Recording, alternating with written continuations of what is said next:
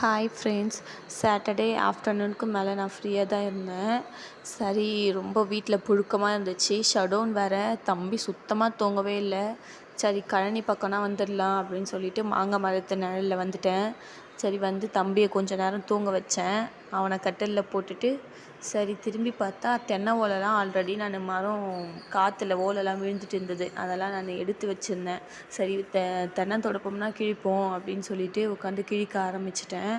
முடிஞ்சளவு கிழிக்கலாம், அதுக்குள்ளே தம்பி ஏஞ்சிக்கிறதுக்குள்ளே அப்படின்னு சொல்லிட்டு கிழிச்சிட்டே இருந்தேன். சரி, மாடெல்லாம் வெயிலில் இருக்குது அப்படின்னு சொல்லிட்டு அதை அப்படியே வச்சுட்டு போய் மாடெல்லாம் இழுத்துட்டு போய் தண்ணி காமிச்சு கூட்டிகிட்டு வந்தேன். 2 மாடாக தான் இட்டுன்னு போனேன். ஏன்னா மொத்தத்தையும் நம்ம கூட்டின்னு போனோன்னா அது திரும்ப நம்ம பேச்சு கேட்டுன்னு வராதுங்க.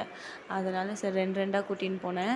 நெக்ஸ்ட்டு எல்லாத்தையும் எடுத்துன்னு வந்து வயலில் கட்டி போட்டு ஒரே ஒரு பசுவை மட்டும் ஒரு வரப்பில் அதிகமாக புல் இருந்தது, அங்கே நின்று கொஞ்ச நேரம் மேய்ச்சிட்டு வீட்டுக்கு வந்துட்டேன். தேங்க்ஸ் ஃபார் வாட்சிங்.